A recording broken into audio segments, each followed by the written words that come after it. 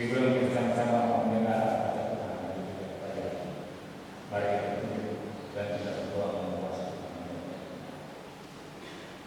Bapa yang bertata dalam kerajaan surga, Engkaulah Tuhan Yesus Kristus yang firman itu suci.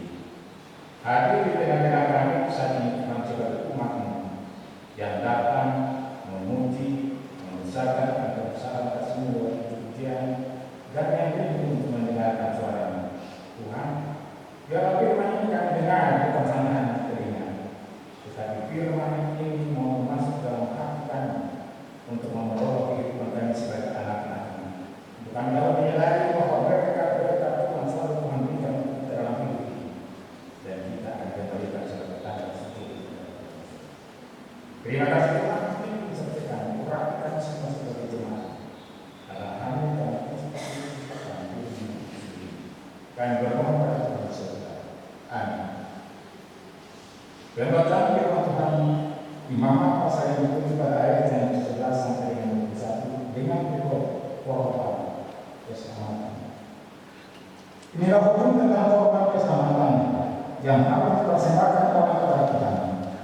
Jika ia mempersembahkannya untuk seluruh, haruslah beserta korban sendiri dipersembahkannya roti tunggal yang tidak beradil, yang ditolak dengan minyak, dan roti tipis yang tidak beradil, yang diolesi dengan minyak, serta roti tunggal dari tepung yang terbaik, yang beradil, yang ditolak dengan minyak.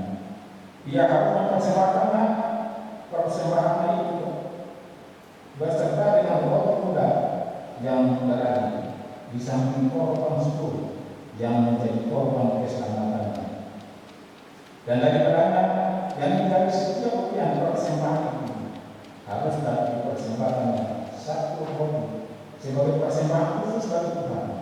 Persembahan itu adalah bagian imam yang menerangkan darah korban keselamatan. Dan dari korban syukur yang menjadi korban keselamatan itu harus dimakan pada hari dipersembahkannya. Sedikit pun daripadanya jangan ditinggalkan sampai tadi. Jika korban sembelihan yang dipersembahkan itu merupakan korban massal atau korban sembelihan, haruslah dimakan pada hari dipersembahkannya. Dan yang selebihnya boleh juga dimakan pada keesokan harinya. Tetapi pada hari yang ketiga dari daging korban sembelihan ini sampai hari ketiga, haruslah dibakar habis dengan api. Karena jikalau pada hari yang ketiga masih dimakan dari daging korban sembelihan itu, maka Tuhan tidak berkenan akan orang yang mempersembahkannya, dan korban itu dianggap batal baginya, bahkan menjadi sesuatu yang tidak, dan orang yang memakannya harus menanggung kesalahan sendiri. Bila daging itu kenal kepada sesuatu yang najis, jangan dimakan, tidak haruslah dibakar habis dengan api. Tiap-tiap orang yang takut boleh memakan dari daging korban, tetapi seseorang yang memakan daging dari korban keselamatan yang Tuhan sedang dia dalam keadaan harus nyawa orang itu dilenyapkan pada darah bangsa. Dan apabila seseorang kenal pada sesuatu yang najis, yang kepada penajisan berasal dari manusia atau kepada hewan yang najis, atau kepada setiap binatang yang merayap atau yang najis, lalu memakan dari daging korban keselamatan yang Tuhan, maka haruslah nyawa orang itu dilenyapkan dari bangsa. Demikian cara pasangan dan Tuhan untuk tidak dibagai. Terpuji nama Tuhan Yesus Kristus kami sebagai anak-anak kami yang percaya kuasa keputusan memimpin kita semua untuk melakukan pribadi dan perjalanan kita. Bapak yang berbaca kita kasih dalam Tuhan Yesus Kristus. Waktu yang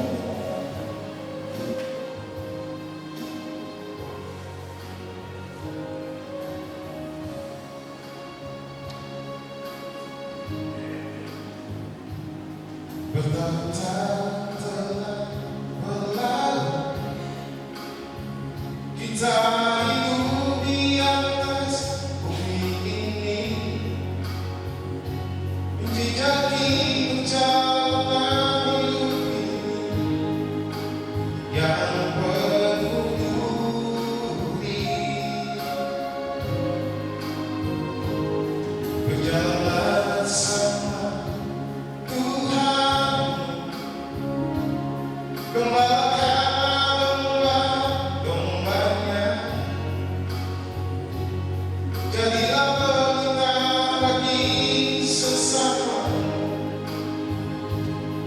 walau pada hina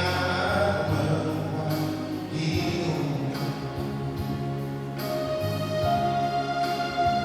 Tuhan tahu segala keluh kesah, Tuhan tahu semua tangisan matamu.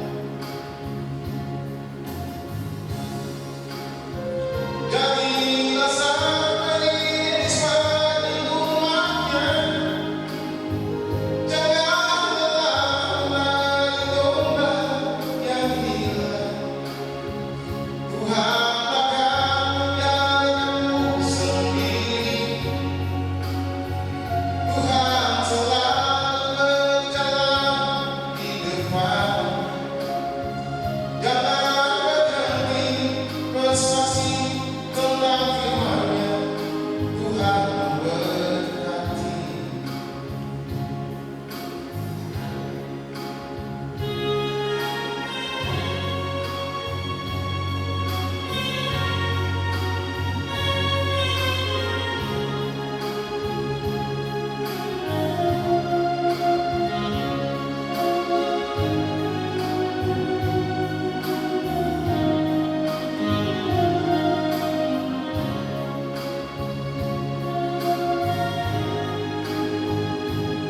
Berjalanlah bersama Tuhan, gembalakanlah domba-dombanya. Jadilah pelita bagi sesama, walau pada hina menetap hidup.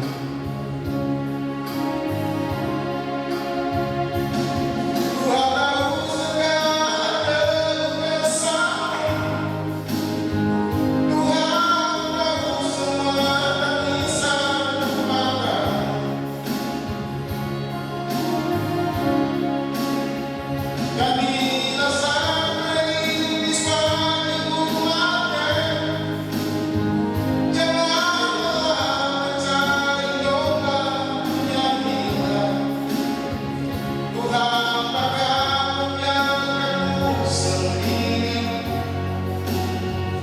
Tuhan selalu berjalan di depan. Jangan berhenti bersaksi tentang firman-Nya, Tuhan memberkati.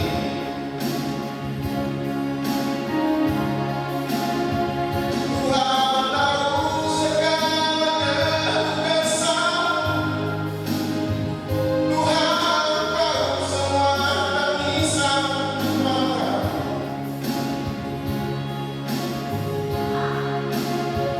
Jadilah sang perintis bagi umatnya, janganlah mencari domba yang hilang. Tuhan akan menjagamu sendiri, Tuhan selalu berjalan di depan. Jangan berhenti bersaksi tentang firman-Nya, Tuhan memberkati.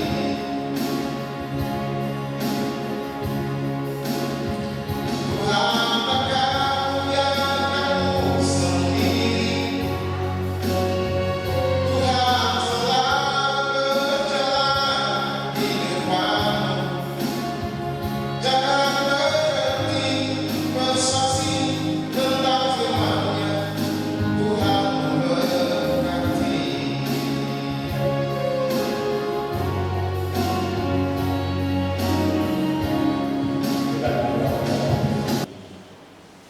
Dengan ketinggian akan menghadirkan selalu bersaksi. Tuhan memberkati.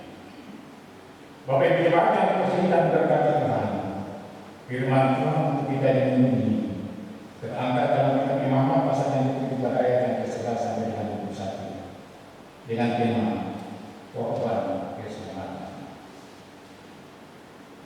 Bapak Ibu yang terkasih dalam Tuhan Yesus Kristus, kalau kita memberi produk elektrik yang baru, pasti kita akan mendapat bantuannya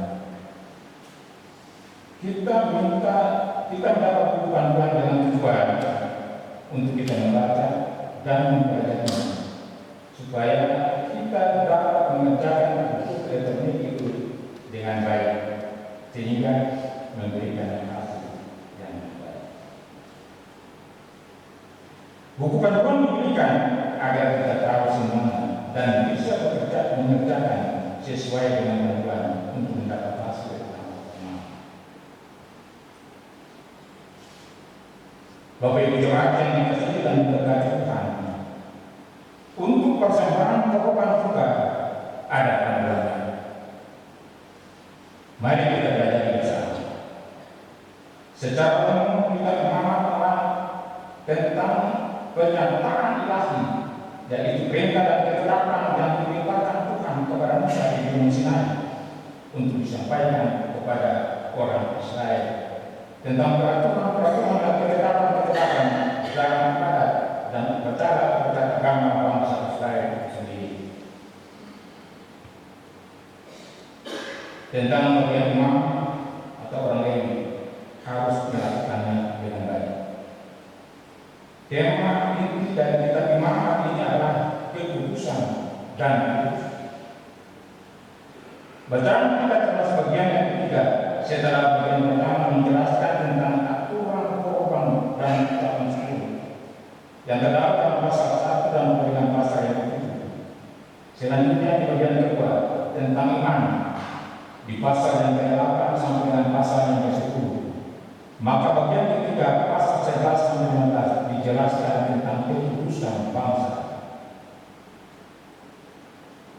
bahwa Israel adalah jemaat yang kudus, harus hidup bersih dan taat, sehingga mereka harus memperhatikan peraturan yang menjamin pentahiran tersebut.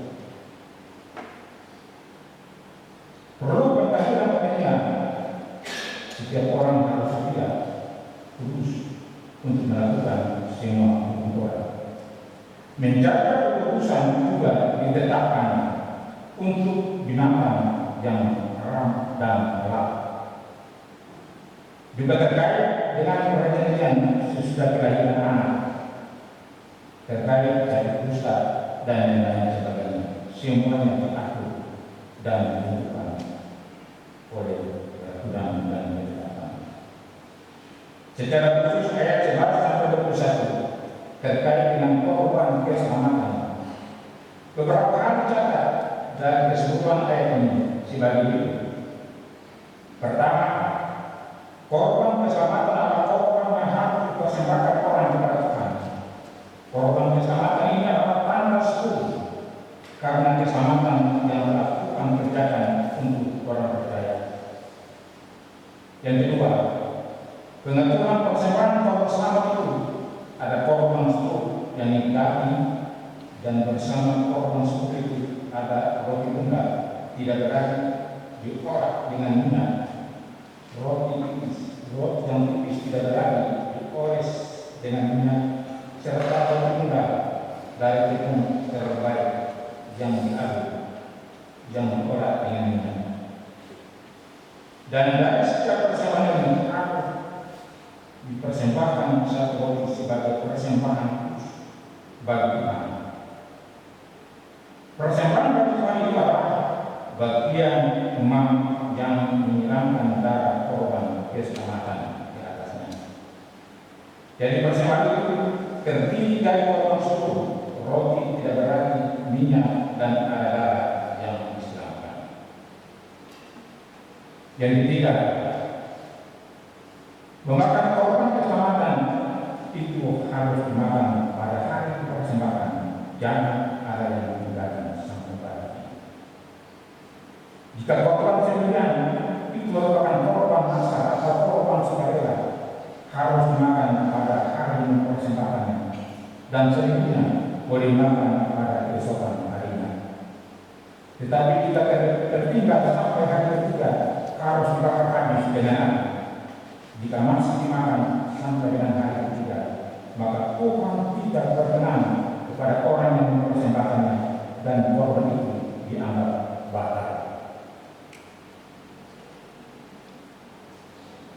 bahkan menjadi sesuatu yang tinggi dan yang tidak menyenangkan hati Tuhan, dan orang yang makannya harus menanggung risikonya sendiri.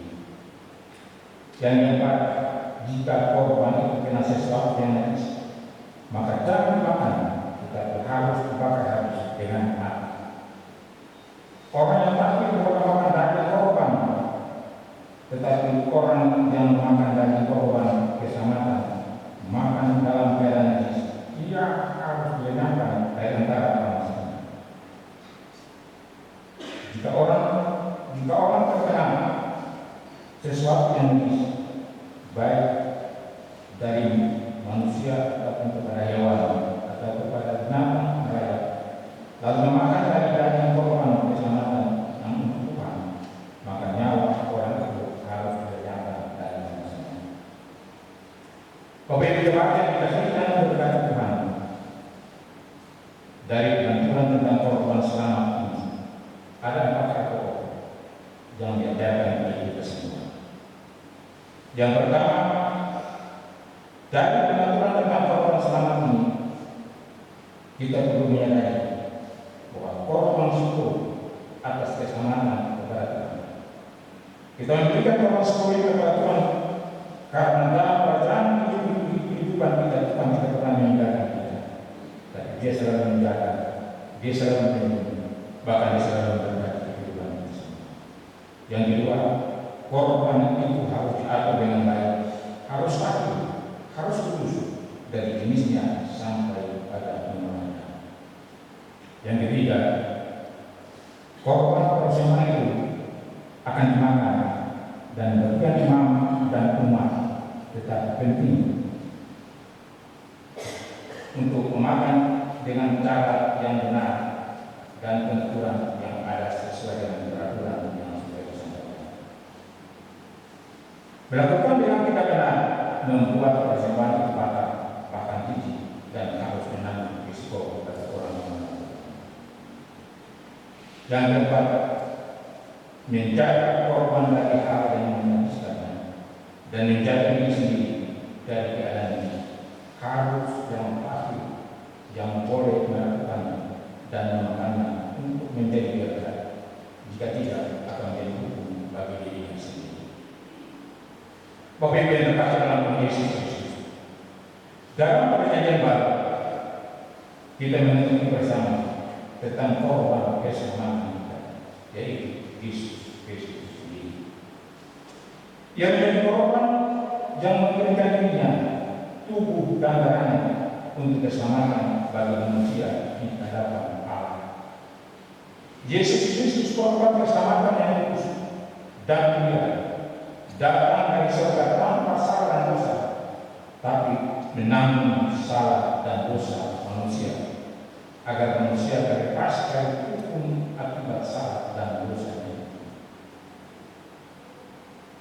Dalam keadaan yang kudus tanpa dosa, Yesus Kristus telah menderita sengsara, dianiaya karena ingin menyelamatkan umat manusia yang berdosa.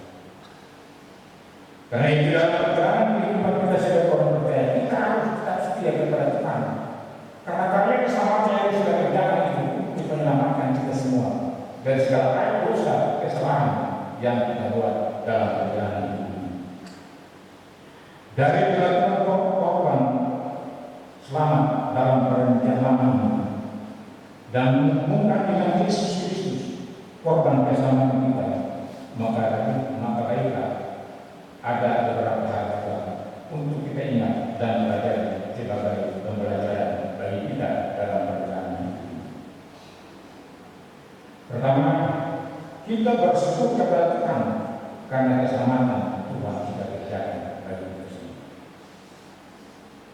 Kita diselamatkan satu kali untuk selama-lamanya dari hukum dosa kita, yaitu kematian. Tetapi setiap kali juga kita alami keselamatan dalam jalan hidup kita. Kita terluput dari celaka, kita terhindar dari musibah, kita terlepas dari sakit penyakit, kita dilindungi dari kuasa jahat, kita selamat dari masa habis dan kita diberkati dalam perjalanan hidup karena Tuhan Yesus mengasihi kita semua. Mari ingat perjalanan hidup kita pribadi, keluarga, dan bersyukur. Selanjutnya dari hati yang bersyukur, mengakui Tuhan penyama kita yang mengerjakan dengan setiap karya kesamaan dan setiap hari. Maka selanjutnya kita mau mempersembahkan persembahan syukur kita hanya kepada Tuhan. Yang kedua, mari memberi persembahan syukur kita kepada Tuhan. Selain mulut yang mengaku, ada tangan juga yang memberi syukur. Tanpa kita benar menerima kebaikan Tuhan, dan karena itu kita juga memberi yang terbaik untuk menolong pelayanan Tuhan. Bapak Ibu yang terkasih dalam Tuhan Yesus Kristus, bagaimana pengertian kita? Apakah sejajar dengan berkat yang kita terima dan kita persembahkan untuk tugas dan pelayanan dalam jemaat?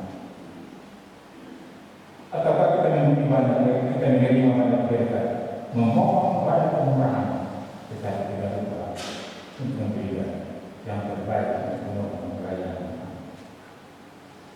Bapak Ibu yang terkasih dalam Tuhan Yesus Kristus, yang ketiga, kita memang sudah terpilih untuk mengatur persembahan syukur kita kepada Tuhan. Yang menjadi perhitungan dari kita semua, bahwa di dalam pemberian syukur kepada Tuhan bukan gereja mengatur menurut jawaban sendiri. Pemberian syukur yang berjemaat berikan kepada Tuhan diatur dalam keputusan syukur dan bina oleh keputusan sidang jemaat. Pemberian persembahan syukur jemaat kepada Tuhan di tempat yang ada itu 40% diserahkan kepada syukur, 20% diserahkan kepada basis, 4% kepada GPK, dan 36% tinggal jemaat.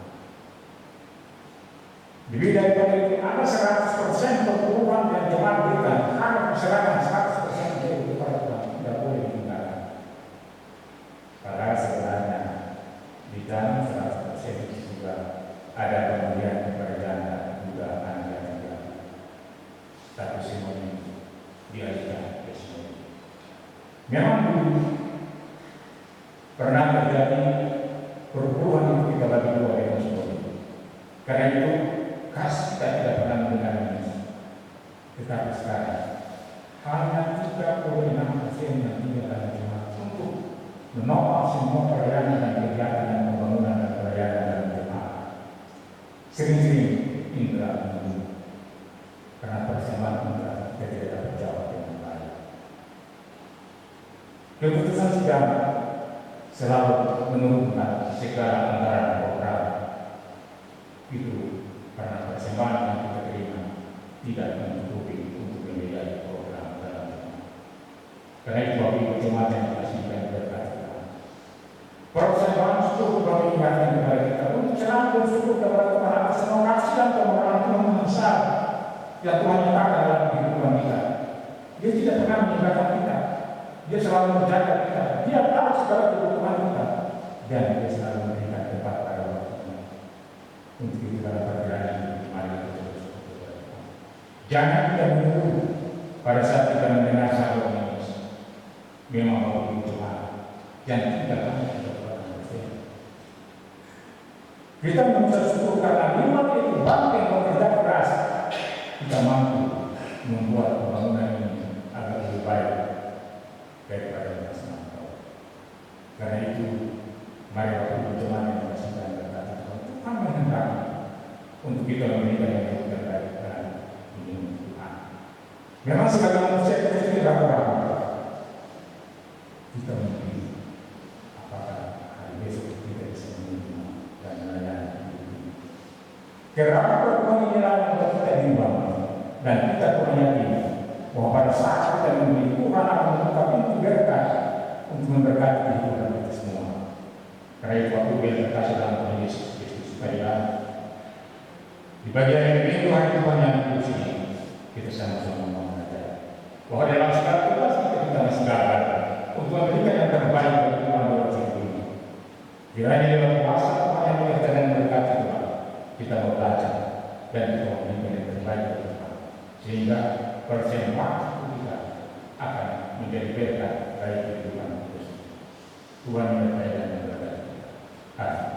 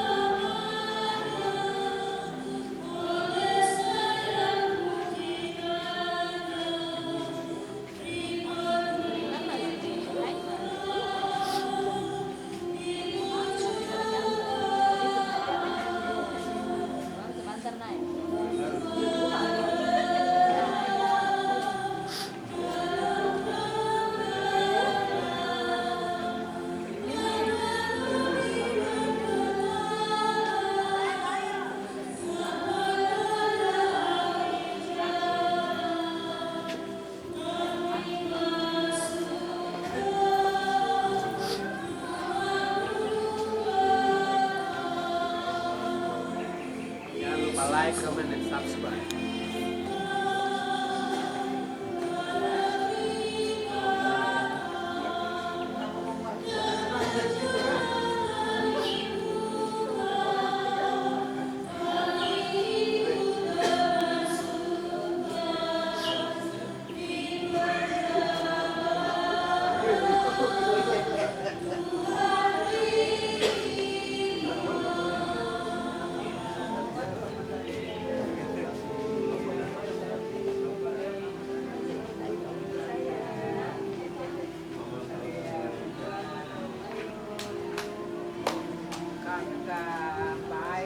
Baik, mas cuti, mas cuti.